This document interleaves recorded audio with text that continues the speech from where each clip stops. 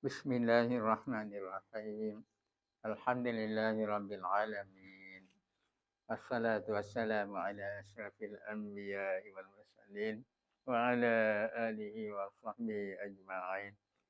سبحانك لا علم لنا إلا ما علمتنا إنك أنت العليم الحكيم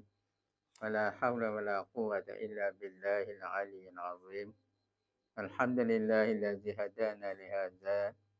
وما كنا لنهتدي لولا أن هدانا الله رب اشرح لنا صدرنا ويسر لنا أمرنا واحلل عقدة من لساننا يفقهوا قولنا قال المصنف رحمه الله تعالى ونفعنا بعلومه في الدارين آمين แข็งแรงไหมเพราะว่าพิสหิตมันไม่ดังเพราะพิสหิตแข็งไม่รู้เอาถึงไหนดังสุดนะ Bismillahirrahmanirrahim maka yang pertama iaitu al-mudarruri diitlaqkan dia atas barang yang hasil dengan tiada nazar dan tiada mengambil dalil seperti mengetahui akan satu itu setengah daripada dua.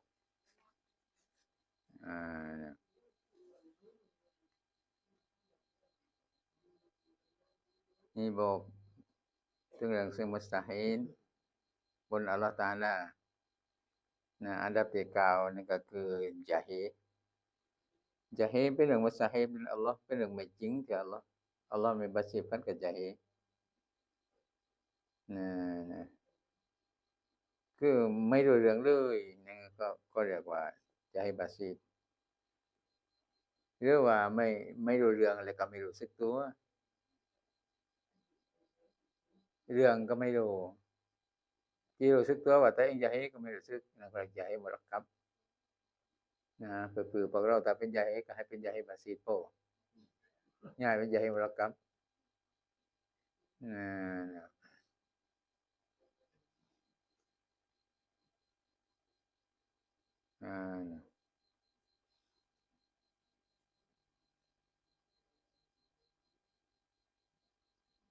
แล้วก็สิ่งที่อยู่ในมานอกของญะฮีนี่ก็นำมุสตาฮิลบนอัลเลาะห์เหมือนกันเช่นว่าอัลเลาะห์ซ่อนดอกน้ำหนักความนึกดอกหรือว่าอัลเลาะห์ชักเลยสำหรับอัลเลาะห์ชักเลยสำหรับอัลเลาะห์เป็นเรื่องมุสตาฮิลหรือว่าวะฮัมคือมันได้ในตะกังเบาเรียกว่าฮัม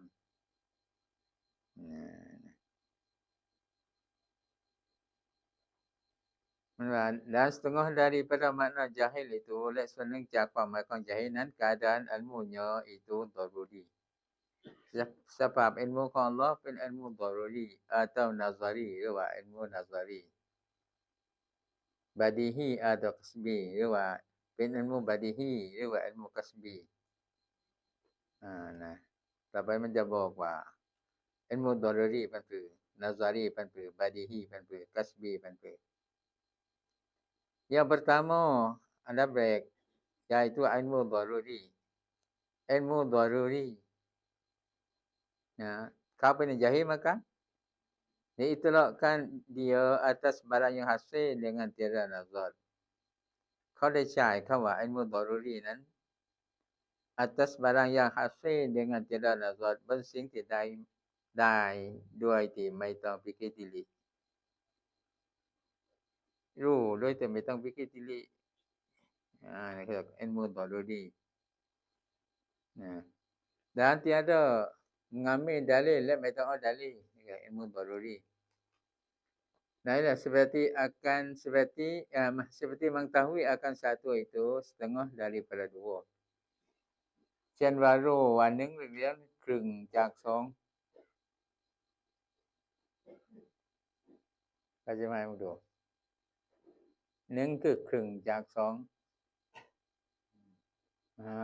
นะถ้า2นั้นครึ่งจากอะไร จากเสแต่เสนั่นคือจากแปลนั่นนะนี่ที่แรงให้มากนี่มันก็ให้ได้เข้าใจไม่ใช่ว่าให้มั่วไม่ใช่กูที่เข้าใจอยู่แล้วบ่อธิบายเนี่ยแรงชัดไม่เข้าใจสุดเดียวกันน่ะdan diitelakkan dia atas barang yang menyertai ia akan darurah seperti ilmu yang hasil dengan menakuti dan pukul umpamanyaแล้วเขาได้ใช้คำว่าอิลมุดอรุรีนั้นdiitelakkan dia เขาได้ใช้คำว่าอิลมุดอรุรีเขาเรียกอิลมุดอรุรีกัน atas barang yang menyertai ia barang akan darurahบนสิ่งที่พร้อมและสิ่งนั้นกับดอรูเราะห์กับความง่ายๆ seperti ilmu yang hasil dengan menakuti เช่น ilmu ที่ได้รู้มาด้วยการทำให้กลัว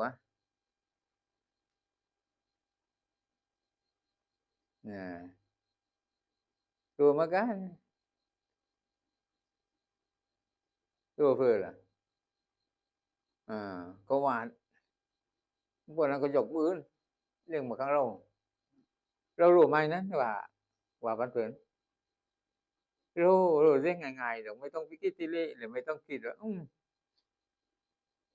นี่นะว่าก็นุกซ่านเนาะเป็นวาดโลเลยก็ยกมือเรื่องมาข้างเรานะว่าคนนะว่าคนนุกไม่ต้องพิกิติเลแล้วรู้อยู่แล้วก็พูดปานนั้นก็ยิ่งเนาะdan pukul umpamanya ilmuที่ว่าได้มาจากอันตีในเมื่อตีแล้วรู้ไหมว่าอะไรที่เกิดขึ้นพอดีมันเกิดอะไรขึ้นมารู้ไหมเจ็บilmuที่ได้มาจากอันตีคือเจ็บนั่นแหละที่ง่วงกับรู้นั่นพอเรายกไม้มอกมันเดินเร็วเลยได้ล่ะมันรู้เร็วง่วงไม่มีอาการตัวนั้นมันรู้เหมือนกัน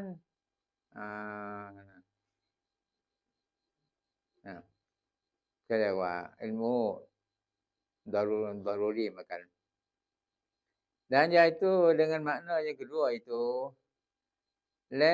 ilmu daruri ด้วยmakna ที่2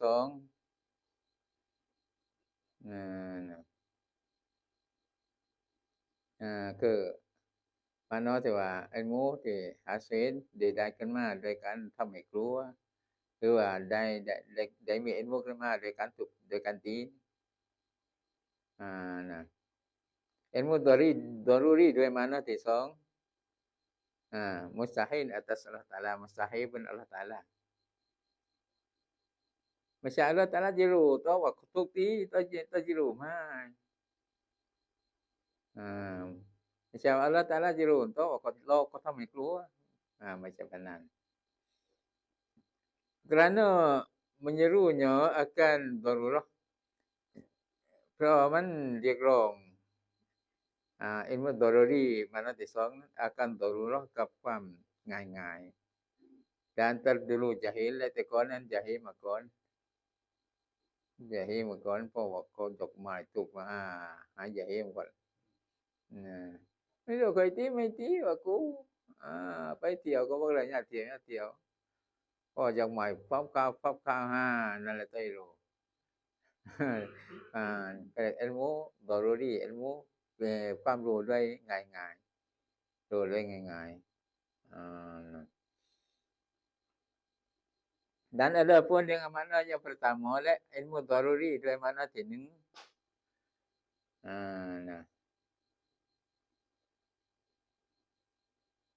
คือเป็น ilmu ที่ว่ามันพร้อมได้รู้ขึ้นมาด้วยง่ายๆมันก็ใหญ่โตดังนั้น ilmu daruri ด้วยmakna ที่1นี่คือมันรู้ด้วยง่ายๆด้วยไม่ต้องเอาหลักฐานไม่ต้องเอาdalil dan jika ada ia sah kanaknya pada hak Allah Taala ถึงแม้ว่ายังแล้วมันนั้นsah คือเป็นไปได้เลยkanaknya pada hak Allah Taala คือประสงค์ด้วยคำว่า ilmu daruri ในzatของAllah Taala sekalipun sepertiก็ตาม kerana bahawa ilmunya tiada hasil dengan zat เพราะว่า ilmu daruri โดยมานที่หนึ่งนั้นมันไม่ได้มาด้วยการพิกิติเลขไม่ใช่จะต้องพินิจพิจารณาคิดอันพิกิติเลขอันดาเลไม่ใช่ dan istidlal และเอาดาเลมันได้มาด้วยไม่ต้องPKTL danไม่ต้องเอาดาเล tetapi tertegah diitlaqkan yang dikwen itu แต่ว่าข้อห้ามในการใช้คำว่า ilmu daruri นั้น pada hak Allah Taala ในศักดิ์ของ Allah Taala ที่ว่า Allah Taala มี ilmu daruri เขาไม่ใช้เขาไม่แรง Dailah supaya jangan ditawahum akan makna yang kedua เพื่อว่าอย่าให้มันเข้าใจผิดว่า ilmu daruri ด้วยมานที่2นะ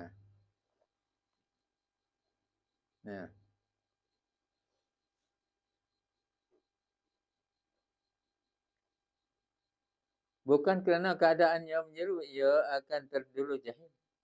ไม่ใช่สภาพilmu daruri เดียวมันเรียกร้อง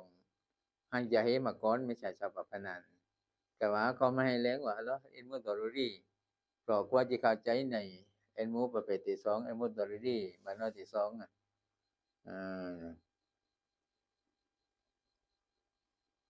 มานที่1อะไรล่ะรู้ด้วยง่ายๆไม่ต้องพิกิติเลอะไรเลยมานที่2คืออะไรล่ะมันรู้ด้วยง่ายๆแต่ก่อนนั้นไม่รู้ที่รู้ได้ง่ายๆแต่ก่อนนั้นไม่ได้รู้ที่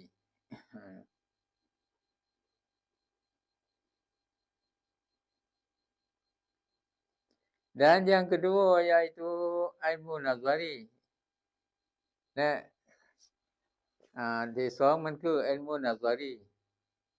barang yang hasil dengan sebab nazar คือสิ่งที่ ilmu ที่ได้มาด้วย sebab nazar ด้วย sebab fikir dalil dan mengambil dalil dari sebab nazar dan sebab fikirด้วย sebab dalil ก็เรียกว่า ilmu nazari Allah มีความรู้ไม่ใช่ว่ามีความรู้ด้วย ilmu nazari ไม่ใช่ต้องติเลก่อนต้องเอาดาเลก่อนไม่ใช่seperti mengetahui dengan wujud kudrat bagi Allah Taala เช่นว่ารู้โดยการว่ายังกุดรัตสำหรับอัลเลาะห์ตะอาลาอัลเลาะห์ตะอาลามีกุดรัตมีพลังมีอิทธิฤทธิ์หรือว่ามีความสามารถ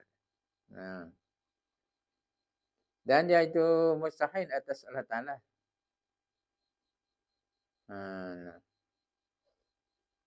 นั่นคือว่าเป็นมุสตาฮิลบนอัลเลาะห์ตะอาลาถ้าหากว่า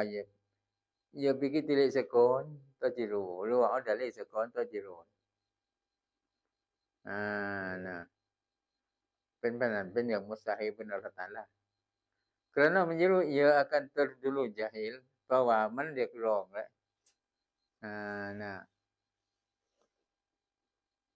ilmu nazari เดี๋ยวนี้ akan terdulu jahil ว่าแต่ก่อนไม่รู้ที่มารู้ตอนปิกิติลิมารู้ตอนเอาดาลีก็อัลเลาะห์ตะอาลาไม่ใช่แบบนั้นความรู้ของอัลเลาะห์ตะอาลาไม่ใช่ต้องคิดก่อนต้องเอาดาลีก่อนไม่ใช่dan yang ketiga itu yaitu ilmu badihi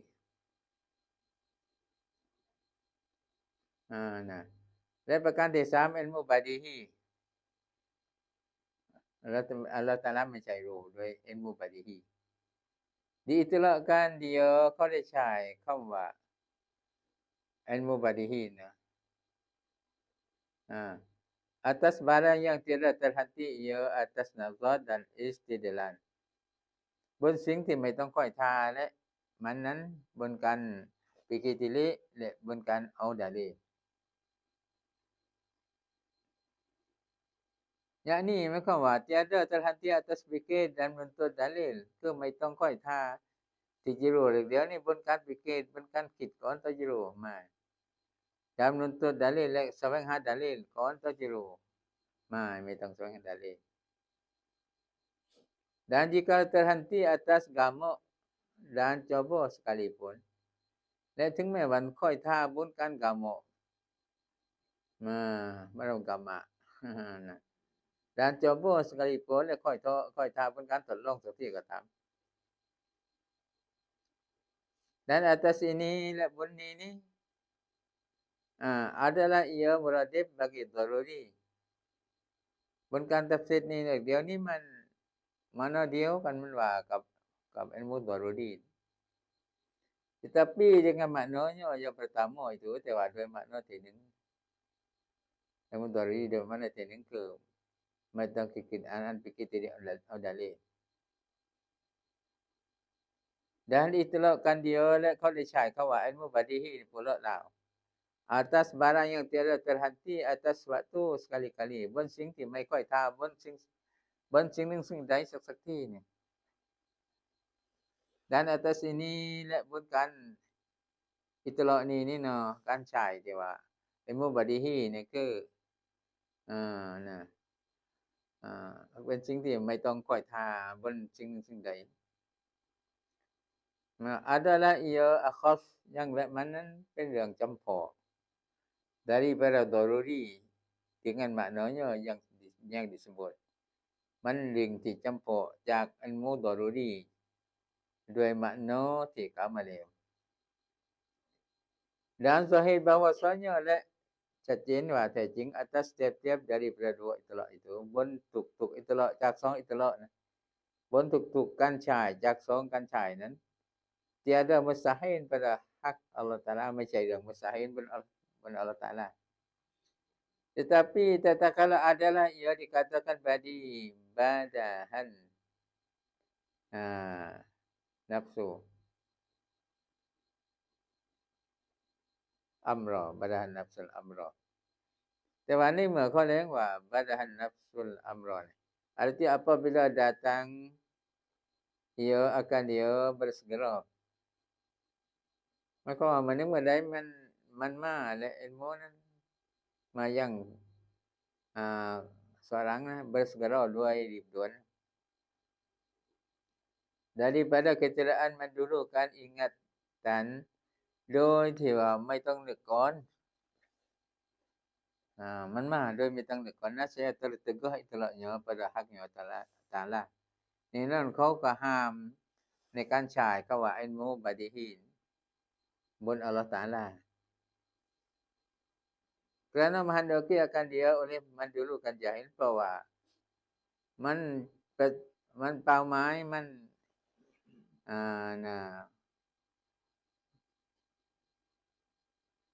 menghendaki akan dia คือมันต้องการกับมันเดี๋ยวนี้ oleh mendulu jahil mendulukan jahil ว่า jahil มาก่อน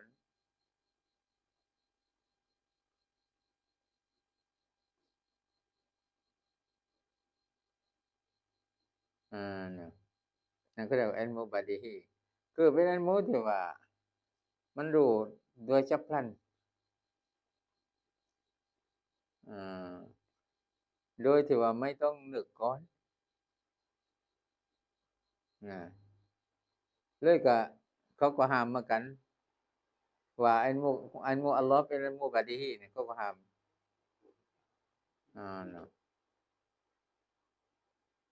dan yang keempat iaitu ilmu kasbi และประการที่4คือ ilmu kasbi iaitu barang yang hasil dengan usaha คือเป็น ilmu barang คือ ilmu ที่ว่าได้ขึ้นมาด้วยอุตสาหะด้วยความพยายามแต่ ilmu kasbi seperti lalu atas seorang itu เช่นว่ามันผ่านบนคนคนหนึ่ง oleh sebab tu โดยสิ่งหนึ่งว่าผ่านทางมันmaka membuka ia akan dua matanya เลยคนนั้นก็ membuka ia seorang เลยคนนั้นก็เปิด akan dua matanya กับสองตานั่งสิ่งผ่านทางมันด้านหน้ามันหลับตาอยู่แล้วก็มันได้เปิดสองตาของมัน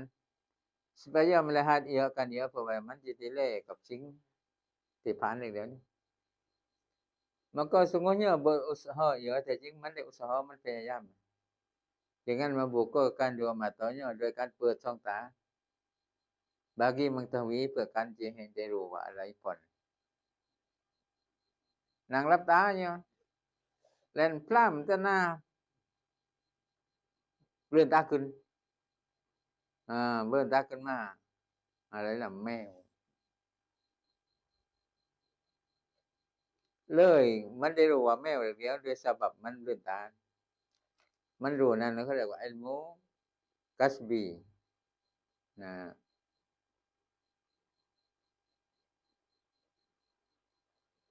dan yaitu ilmu kasbi ini mustahil atas Allah Taala mustahil bin Allah Taala